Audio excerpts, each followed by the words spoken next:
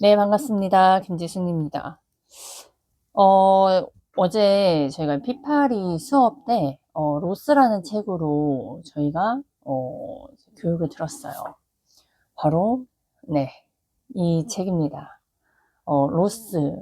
음, 한 번에, 그니까, 운을 착각하고, 한 번에, 160달러를 잃은 남자의 그 실패를 통해서 배운 수업, 그러니까 내용이에요. 그 실패를 통해서, 이 사람의 실패를 통해서 또 얻고 깨닫는 것도 있고, 또 그로 인해서 또 많은 걸 이제 배운 거죠.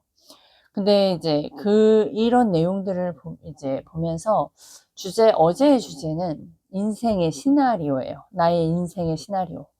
시나리오라고 이 키워드는 사실 뭐 작가나 뭐 이제 배우들이 막 이렇게 시나리오를 보고 그 시나리오대로 연극도 하고 뭐 하잖아요.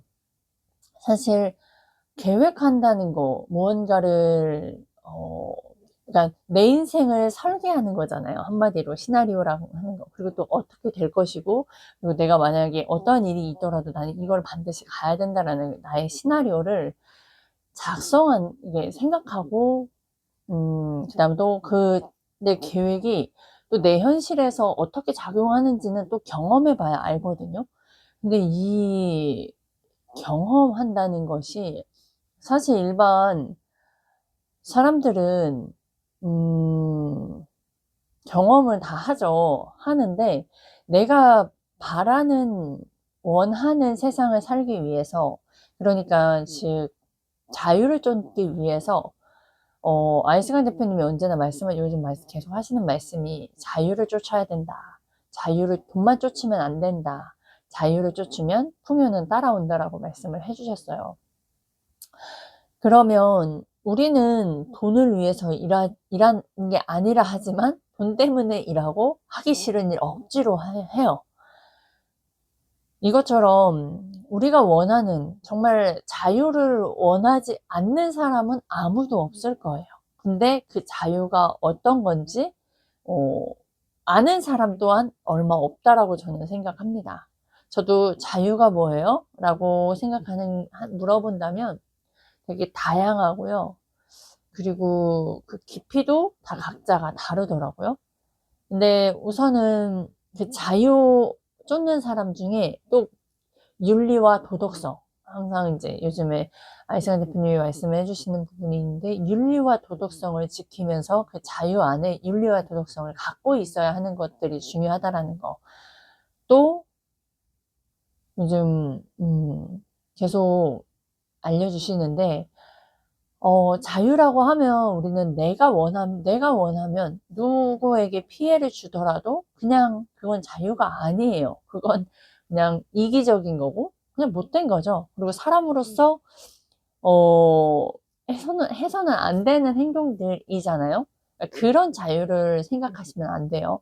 우리는 윤리와 도덕, 정말 사람으로서 해야 하는 거, 그 다음에 더 나은 삶을 찾기 위해서 계속 끊임없이 배우고 하는 거, 그리고 실수를 통해서도 그 실수에서 더 이상 반복하지 않는 것들 다 포함이 된다고 생각을 해요.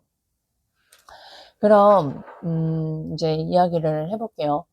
인생의 시나리오를 여러분들이 여러분의 삶을 살아가시면서 어떻게 계획하고 또 그 시나리오를 짜기 위해서 분명히 실수도 많이 할 것이고 그럴 거란 말이에요. 그러면 그 인생의 시나리오에서 제일 먼저 해야 될 것이 무엇인지 어제 그 부분에 대해서 제가 기억에 남는 것은 망하지 않는 겁니다. 어제 찰리 먼거와 그 다음에 워런 버핏, 그 나신 니콜라스 탈레브 그 안티프레질의 저자, 의 공통점이 뭐였냐면, 망하지 않는 거, 그리고, 구멍을 찾아내는 거예요. 그래서 망하지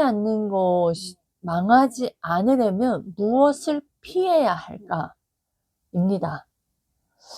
우리는 사실 성공을 하기 위해서 무언가를 추가하려고 하고, 다이어트를 해야지 할 때, 어떤 걸 해야 다이어트를 할까?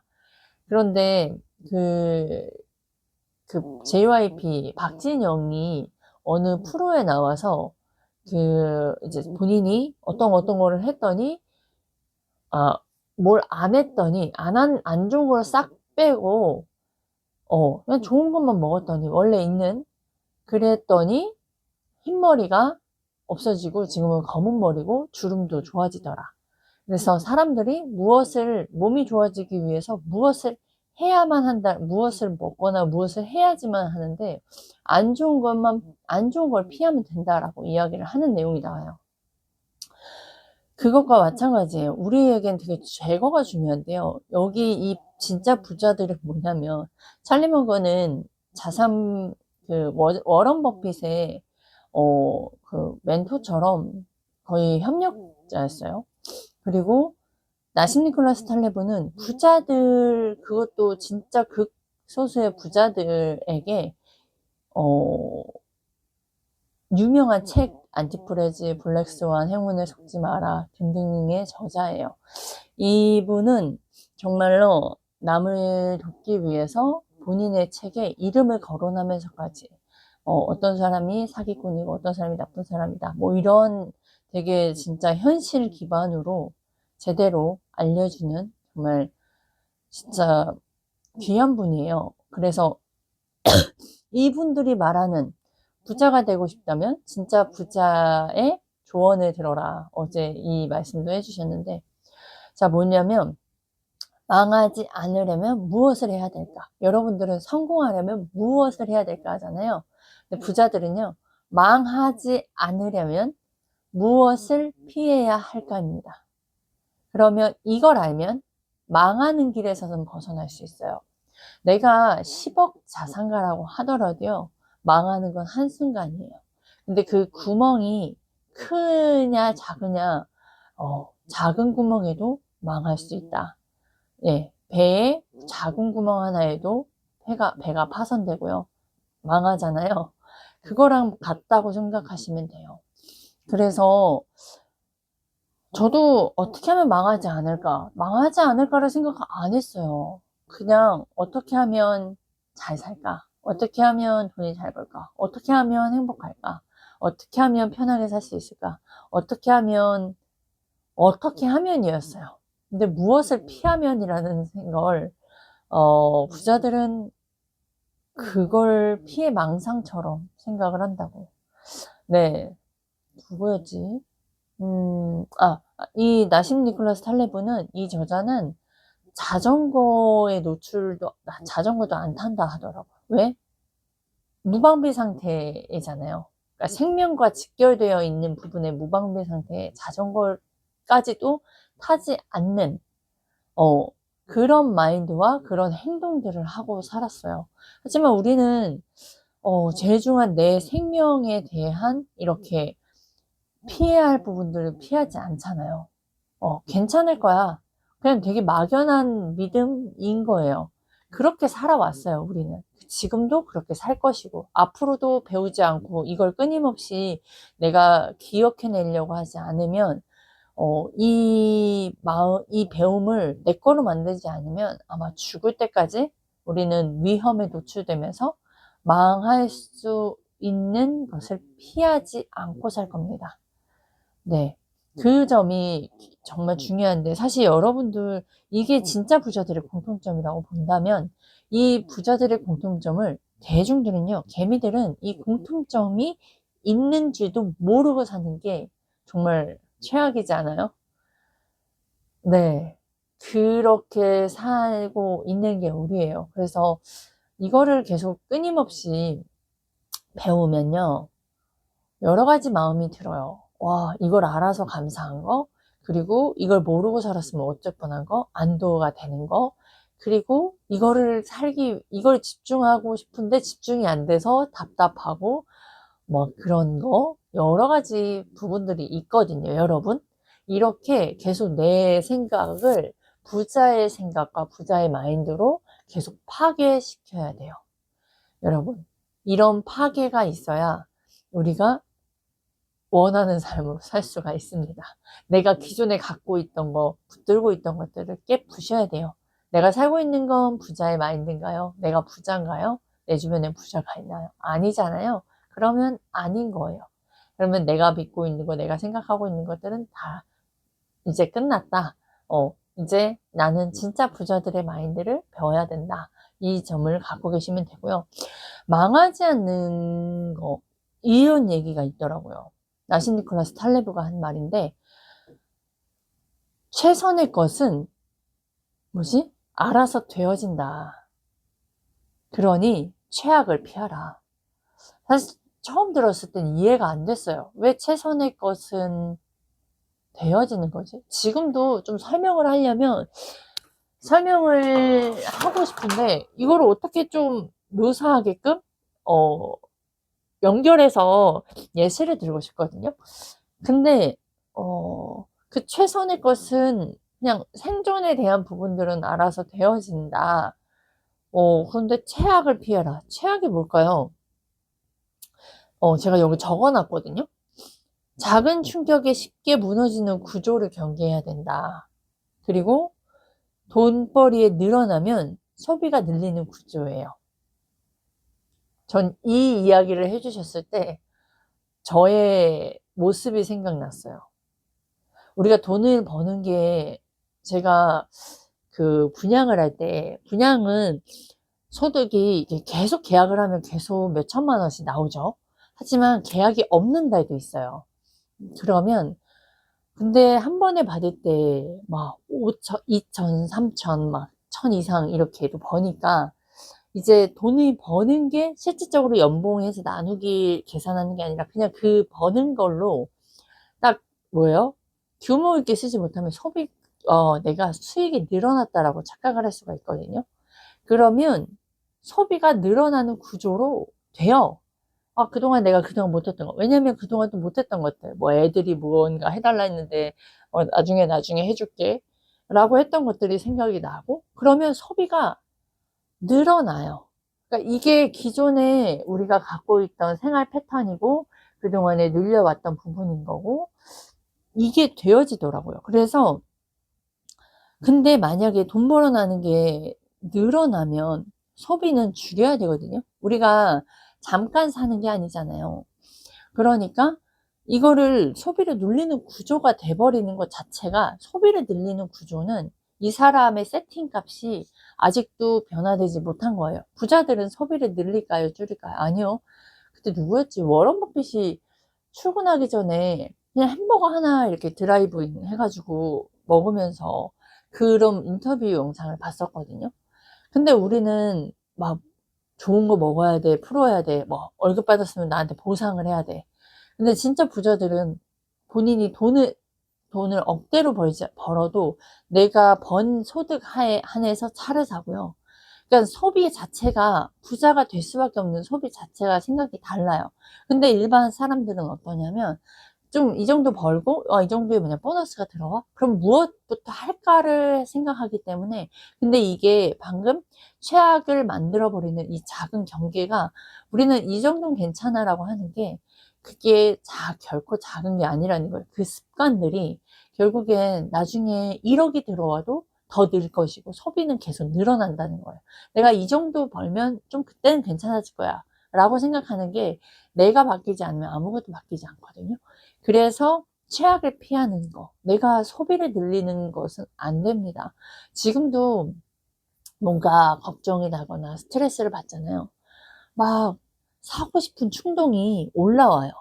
그냥 이거는 제가 예전부터 소비하는 습관들이 있었던 부분인지라 그런 습관들이 계속 올라오는 거예요. 그걸 어떻게 해요? 계속 털어버려야 돼요.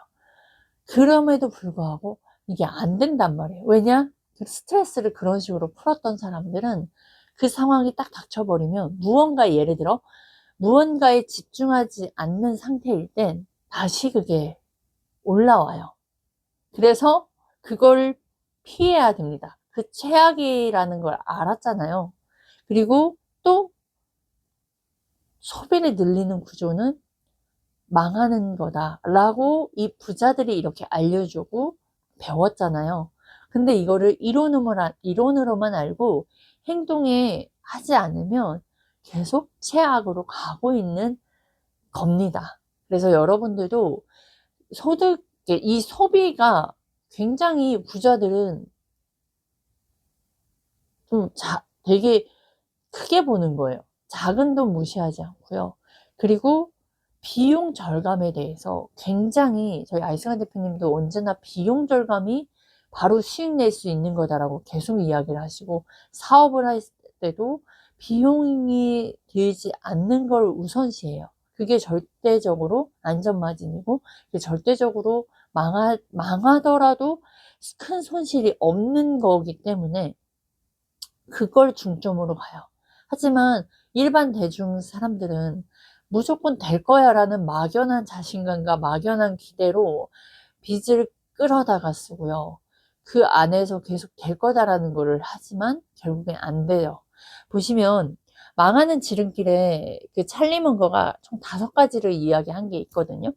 그게 뭐냐면 첫 번째가 감정적 결정이에요. 아까 제가 그랬잖아요. 무언가 스트레스 받거나 답답한 일이 있을 때 그냥 무언가 하나, 음료수 하나를 사 먹더라도 소비를 그냥 하게 돼요. 아, 그냥 뭐 먹고 싶다. 갑자기 먹는 게 땡기는 사람도 있죠. 스트레스 받으면. 그런 것들도 나오고 되게 다양한 것들이 있단 말이에요. 그러면 이게 다 감정적 결정이에요. 제가 1억을 투자했을 때도 이성적으로 판단을 했을까요? 감정적으로 선택을 했을까요? 저는 감정적으로 선택을 했고요. 될 거다라는, 그래, 그래도 난 될 거야. 뭐 잠깐이니까 뭐 이런 마음으로 제가 시작을 해서 1억을 빚으로 땡겨서 제가 투자를 했던 거지. 제가 만약에 이 감정적 결정이 이렇게 됩니다. 그 감정적 결정이 또 뭐가 있었냐면, 집도 거의 올 대출로 사서, 그리고 그 안에 또 그 빚으로 집을 샀는데, 또 올 리모델링을 했습니다. 그 안에서 평생 살 것처럼. 그거를 한 1,500만 원에서 2천만 원 정도 들였던 것 같아요. 네. 그렇게 또 빚을 끌어다가 감정적으로 리모델링을 했습니다. 집이 깨끗하고 이제 남편과 첫 집으로 산 집이니까 얼마나 좋았겠어요. 네. 그러나 그 감정적인 결정이 우리를 계속 망하는 길로 만들어 버렸습니다. 그것도 그렇고, 또 두 번째, 제가 이 이야기를 듣는데, 와, 나는 진짜 망할 수밖에 없는 사람이었구나를 느낀 게 뭐냐면, 빚을 또 과도하게 끌어하지 않게 해요. 저는 왜 이렇게 무슨 막연한 자신감으로 빚을 끌어다가 계속 썼을까요? 네. 제가 빚 1억을 빚지고, 이런 정말 어마어마한 일들을 경험해 보지 않았다면, 아직도 빚지는 거를 되게 쉽게 했을 거예요. 빚 졌다가 갚았다가 이런 것들을 계속 해왔다면, 그냥 뭐 빚 갚고 얼른 갚으면 되지. 그거 돈 10만 원, 20만 원 언제 모아? 이런 생각을 굉장히 많이 한 사람이에요. 그래서 네, 두 번째 진짜 중요하고요. 자, 여러분들도 집 사야 될 때, 어떤 사람들은 부동산 자산 살 때 빚 짓는 걸 되게 싫어하는 사람들도 많이 봤어요. 부동산 하면서. 근데 또 어떤 사람들은 그래 그러면은 네 뭐 괜찮아, 지금 나 등급도 좋고 하니까 네 그건 대출 받으면 되고 뭐 이렇게 해서 하는 사람도 있어요. 되게 다양한데요. 사실 그 빚을 지길 싫어하는 사람은 네 현금을 많이 갖고 있는 사람이고요. 그리고 본인이 갖고 있는 한도 내에서 최대한 어 리스크를 안 지려고 하는 사람이에요.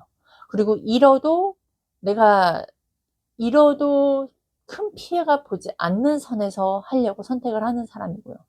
그렇게 보통 특징이 있고요. 그 다음에 세 번째가 뭐냐면, 이해하지 못하는 일들은 하지 마라.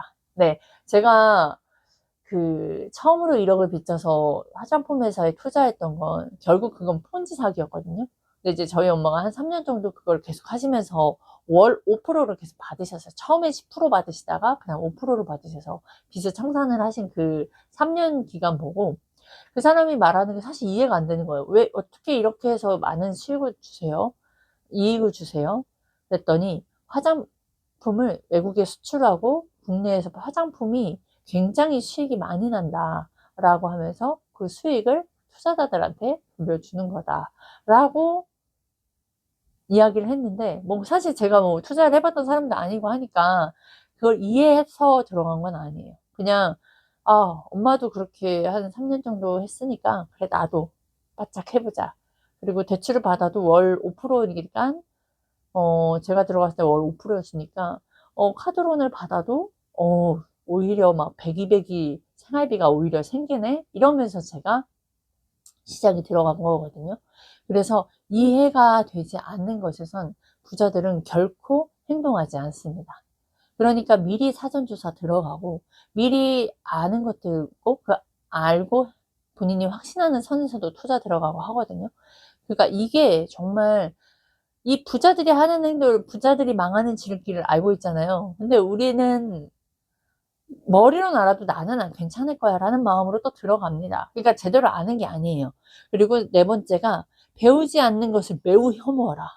네, 저도 배우는 것을 배우는 건 반드시 해야 되는구나.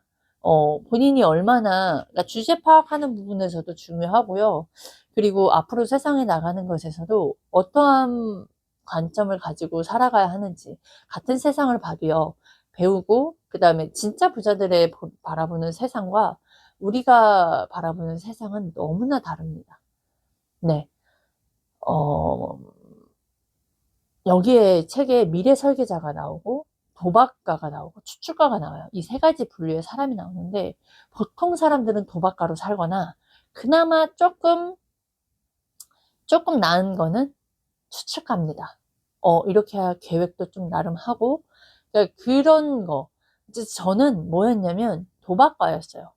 그냥 있는 데에서 쓰고 그냥 편안하게 별로 생각 없이 살았죠. 나름 생각은 머리 꽉 차고 답이 안 나오는 고민들은 많았으나 결국엔 모두 다 감정적으로 행동한 거고 도박가였어요. 도박가니까 결국에는 그런 위험한 투자도 들어갔던 겁니다.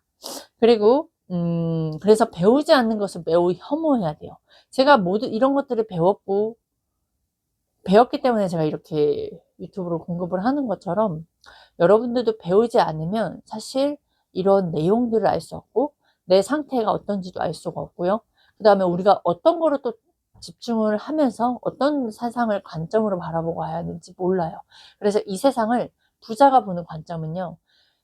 보통 예측도 하고 이렇게 될 것이다. 그 기간이 언제야 라는 건 아니고 이렇게 가다 보면 앞으로 누군가 어떤 쪽이 좀 나을 것이고 뭔가를 예상하거나 예측하고 그 안에서 또한 좋은 것만을 바라보지 않고요. 아까 같이 내가 어쩔 때 망하는 어쩔 때 내가 잃는 것들 뭐 이런 것들을 다 예측을 해가는 거예요. 좋은 것과 나쁜 것이었을 때 예측을 해 간다라는 거예요. 사실 하강국면, 상승국면과 하강국면을 많이 생각해보라 라고 아이승환 대표님이 말씀을 많이 해주시는데 하강국면을 생각하려고 하더라도 상상도 되지도 않지만 상상하기도 싫고 그리고 그 상황일 때 난 또 뭘 해야 될지도 잘 모르겠는 거예요. 그러니까 하다가 멈춰지거든요. 그리고 또 상상하다 보면 그게 막 현실로 와버릴 것 같으니까 또 더 두렵기도 하고 그리고 맞아요. 미래를 예측할 수가 이게 그런 상황이 왔을 때 내가 어떻게 해야 될지 방법을 모르니까 또 더 그런 거거든요. 그래서, 배우지 않는 것을 매우 혐오하는 이 부분이 우리가 사실 잘 살아야 되고 내가 이제 부모이니까 부모로 제가 있지만 사실 저는 제가 진짜 좋은 부모이지 않았다라는 걸 알아요. 네. 사실 감정적인 부모들은 자녀를 잘 키울 수가 없습니다. 근데 많은 사람들이 감정적인데 그건 당연한 거다라고 하잖아요. 부자들은 그렇게 얘기하지 않아요. 있는 것도 알지만 그 안에 방법이 있어요. 그리고 그 안에서 이성적으로 올라와야 되는 것들에 대해 디테일하게 좀 알려주는 방법들이 있어요. 하지만 우리들끼리 이야기할 때 다 그렇지 뭐 어쩔 수 없어. 그래도 아이들은 잘 자라. 이런 얘기들로 주거니 받거니 하니까 안 된다니까요. 그래서 여러분들도 배우지 않는 것에 대해 매우 매우 매우 혐오를 하셔야 돼요. 이 망하는 지름길을 제가 말한 게 아니라 누가 말했어요? 나심 니콜라스 탈레브, 그 정말 돈도 많은 부자이지만 또 무진장 많이 배웠고 또 되게 정직하고 투명한 사람이에요. 그리고 진짜 사기꾼은 사기꾼이다라고 정말 용기 있게, 그리고 정말 적나라하게 도움이 진짜 돕는 게 어떤 것인지 아는 정말 그런 분이거든요. 그런 분이 하신 말이니까 잘 새겨 들으시고요. 다섯 번째가 실수를 인정하지 않는 거. 실수를 인정하지 않으면 뭐다? 망하는 지름길이다. 네. 실수를 인정하고 어 사실 이 세상에서 실수를 인정하면 또 뭔가 바보인 것처럼 느껴질 때도 있잖아요. 예전에 제가 처음으로 한 21살 때 차를 사서 운전을 하다가 제가 차를 앞에 한 대를 박았습니다. 박았고 그 차가 또 그 앞에 차를 삼중 추돌이죠. 근데 이제 저는 제가 우선 가해자잖아요. 그리고 얼마나 세게 박았던지 그 앞차는 정차해서 좀 가려고 하는 상황이었음에도 불구하고 제가 놀랬으니까 브레이크를 밟는다는 게 이제 엑셀을 밟았던 거예요. 근데 그 앞차가 에어백이 터질 정도였어요. 달리다가 쿵한 것도 아니고요. 저는 달렸지만 앞차는 서 있었단 말이죠. 그러니까 제가 놀랬으니 얼마나 세게 밟았겠어요. 그러니까 전 사람이 죽었을까봐 당장 바로 나가서 괜찮으시냐, 죄송합니다, 죄송합니다 하고 보험회사를 불러서 보험회사도 보험회사는 제가 가만히 있기를 원했을 거예요. 그리고 끝나고 나서 또 좀 그럴 땐 가만히 계셔 주시면 저희가 한번 파악해서 합니다 라고 이야기를 합니다. 순간 저도 그런 생각이 들었어요. 그래, 그냥 좀 가만히 있을 거. 와, 그랬거든요. 그런 생각도 들더라고요. 근데 보면 그렇게 말한 제가 바보가 되더라고요. 왜냐? 그게 또 이게 있었어요. 파란불에 이제 가려고 하는 시점이었냐, 아니면 정말로 빨간불이었냐에 따라서 이게 또 달라지거든요. 그러니까 그런 부분들. 그래서 여러분들 실수는 그냥 인정해야 되는 게 맞아요. 우리가 살아가면서 실수를 하지 않겠어요? 자녀에게도 실수하고요. 배우자에게도 실수하고요. 고객에게도 실수하고요. 네, 실수합니다. 그리고 내가 내 자신에게도 실수를 합니다. 그 실수를 인정하는 사람이 되어야 돼요. 이 다섯 가지가 사실 우리 모두 다 하는 거예요. 그럼 뭐예요? 우리는 망하는 지름길로 가고 있는 건데 이거를 알지 못하고 사는 사람이 대다수라는 거죠.